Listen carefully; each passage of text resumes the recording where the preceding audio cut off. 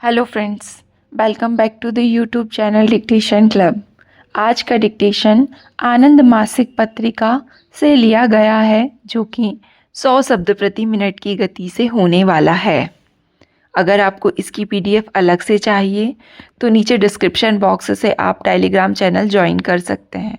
वहाँ आपको सभी प्रकार की पीडीएफ मिल जाएगी। इसके अलावा आपको और भी प्लेलिस्ट चाहिए, जैसे कि रामधारी गुप्ता खंड 1, रामधारी गुप्ता खंड 2, newspaper dictation, previous year dictation, 10 minute non stop dictation, free practice batch dictation, तो उन सब की लिंक भी आपको नीचे डिस्क्रिप्शन बॉक्स में मिल जाएगी। अगर आपको डिक्टेशन पसंद आता है तो आपको वीडियो को लाइक करना है और चैनल को सब्सक्राइब कर लेना है, ताकि भविष्य में आने वाले डिक्टेशन भी आपको मिलते रहें। तो ज़्यादा समय ना लेते हुए डिक्टेशन स्टार्ट करते हैं 5 सेकंड के बाद।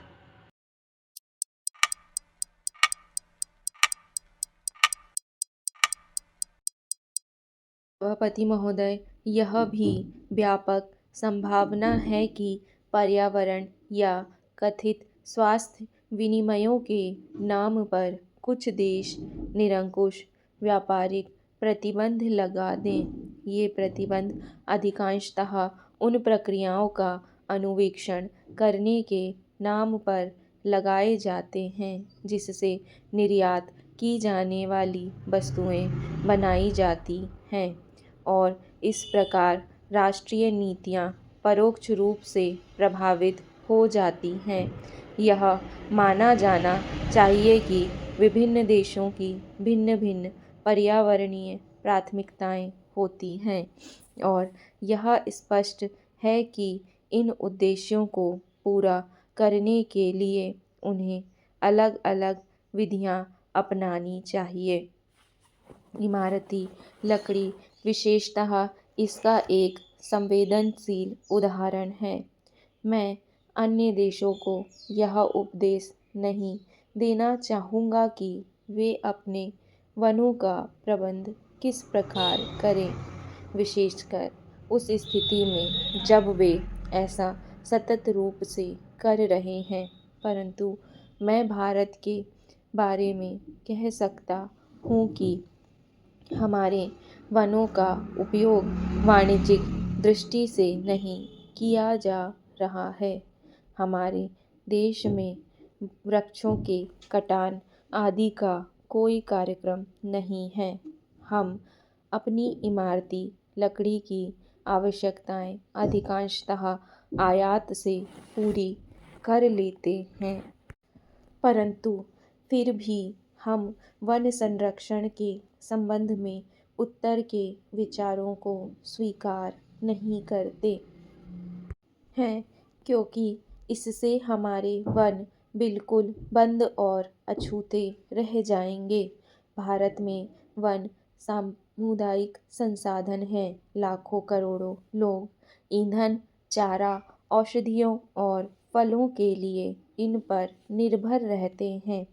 भले ही यह बात पश्चिमी विचारधारा के अनुकूल ना हो, परंतु हम यह मानते हैं कि जब तक इनका लगातार प्रयोग हो रहा है, इसका अभिप्राय संरक्षण ही है।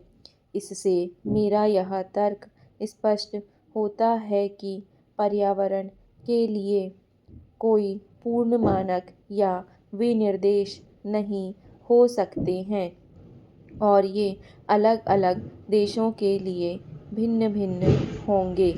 हम इस बात से सहमत हैं कि पर्यावरण को हानि पहुंचाने वाली प्रक्रियाओं को रोका जाना चाहिए और दोबारा न मिलने वाले संसाधनों के अत्यधिक दोहन पर नियंत्रण लगाया जाना चाहिए। परंतु इसका हल एक तरफा तरीके से व्यापार पर प्रतिबंध लगाना नहीं है, बल्कि प्रौद्योगिकी में परिवर्तन और ऐसी वस्तुओं के लिए विकासशील देशों को अधिक कीमत देना है जिससे उन्हें अधिक दोहन करने की आवश्यकता ही ना पड़े। उनकी विकास की प्राथमिकताओं को हानि ना पहुँचे। क्रमबद्ध समस्याओं का अलग अलग हल नहीं किया जा सकता।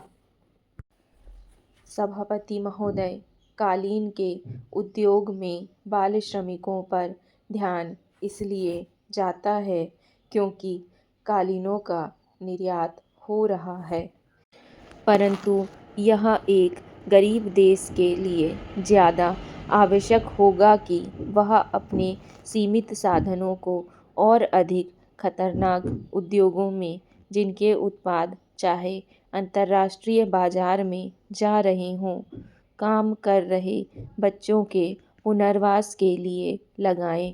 व्यापारिक संबंधों से निपटने के लिए देश को अभी अपनी विकास संबंधी प्राथमिकताओं को पुनर्व्यवस्थित करना पड़ेगा, चाहे इससे उन्हें आर्थिक और सामाजिक हानि होती हो। वास्तव में प्रक्रियाओं पर आधारित अंतर्राष्ट्रीय पारिस्थितिक संतुलन की समूची संकल्पना बाहरी हस्तक्षेप को ही मान्यता प्रदान करती है। यह एक प्रकार का हरित साम्राज्यवाद है। पर्यावरणीय प्रभाव परिवर्तनीय या अपरिवर्तनीय हो सकते हैं। वे राष्ट्रीय सीमाओं तक भी सीमित हो सकते हैं या इनसे बाहर तक भी हो सकते हैं। हमारा विश्वास है कि परिवर्तनीय प्रभावों का अंतर्राष्ट्रीय समुदाय पर अनुचित प्रभाव नहीं पड़ेगा, क्योंकि वास्तव में वे उन राष्ट्रीय प्राथमिकताओं का प्रतिबिंब होते हैं जो कोई देश आर्थिक और सामाजिक विकास के मार्ग में अपने लिए तय करता है। इसी प्रकार पर्यावरण संबंधी वे प्रभाव जो अपनी राष्ट्रीय सीमाओं के भीतर ही सीमित होते हैं, वे उन्हीं देशों की चिंता का विषय होने चाहिए और उन्हें ही अपनी नीतियों के अनुसार इनसे निपटाना चाहिए, और ये उनकी प्रौद्योगिकी और वित्तीय क्षमताओं के अनुरूप होने चाहिए। इससे भिन्न कार्य न केवल उसकी राष्ट्रीय प्रभुसत्ता में बाधक होगा, बल्कि व्यवस्थागत संरक्षणवाद को भी बढ़ाएगा। जब पर्यावरणीय प्रभाव राष्ट्रीय सीमाओं के बाहर भी हों तो प्रभावित देशों के इस बात का अधिकार भी हो और उनका यह कर्तव्य भी है कि अपने व्यापक हित की रक्षा करें। परंतु अप्रतिबंधित एक तरफा कार्रवाई अंतर्राष्ट्रीय व्यापार प्रणाली को बुरी तरह गड़बड़ा सकती है। हमें अपने देशीय कानून के बाहर के देशों पर थोपने की प्रवृत्ति को रोकना होगा। वास्तव में जब स्पष्ट रूप से सीमा के बाहर प्रभाव के मामले हों तो ऐसे मामलों को सही बहुपक्षीय तंत्र द्वारा निपटाया जाना चाहिए।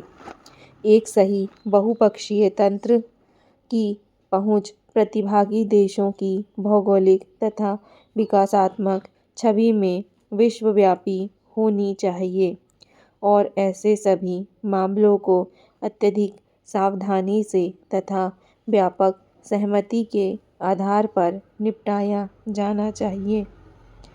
उत्पाद मानक भी प्रभावी रूप से व्यापारिक बाधा बन सकते हैं। डिक्टेशन पसंद आए तो वीडियो को लाइक तथा चैनल को सब्सक्राइब कर लें। धन्यवाद।